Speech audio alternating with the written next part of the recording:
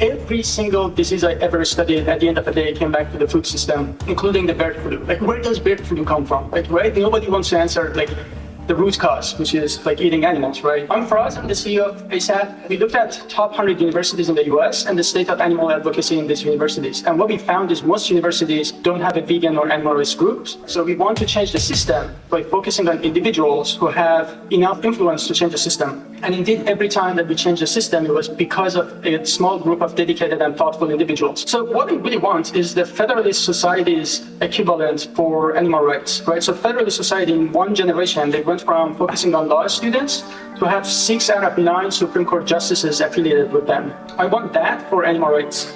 So with ASAP, we have 3 pillars: outreach, the second pillar is education and empowerment, and the third one is working with menu changes. The way that we are doing outreach is not just like leafletting people and letting them go. It's basically very targeted and systematic.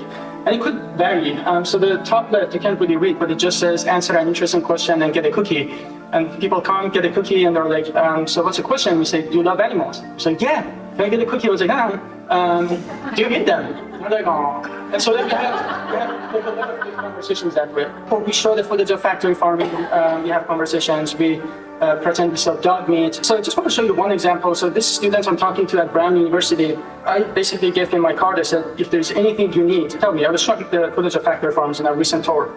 2 days later, he wrote to me that I'm actually going vegetarian with a long-term plan to go vegan and joining the ASAP group at Brown. So my question is, what would have happened if I wasn't there at the right time and the right place, right? So this is a talent at Brown University, very likely to have influential career. And a lot of times when we do this sort of events, there's a lot of like buzz around it. The university writes about it. So when we do that dog meat event, for instance, a lot of students on campus start talking about it. It's a Reddit post where it says like, I don't know what's going on in my campus, but recently there's been a ton of vegan promotion. And I've been a student here for 5 years and I've never seen anything like that. So this is exactly what I want for all universities. So the second pillar is education. So we have plant-based physicians to go to medical school to talk to students. And the third pillar is working with universities. At Columbia University, we are running a plant-based university campaign. At Brown, we got the university to have 1 week of plant-based options. At UT Austin, we started a fully dedicated vegan line to just make veganism more accessible. So I want to end with 2 case studies. So this guy, he started a ASAP chapter at Ohio State University, which is one of the largest universities in the US. In the course of 2 months, he went from 1% to now over 100 people signups and over 30 vegans in the chapter. So that just tells me that the talent, the opportunity was there. What was lacking was an infrastructure to harness this talent. The other one is this guy, Joey. He raised pigs for slaughter and he was your typical macho military Marine Corps guy.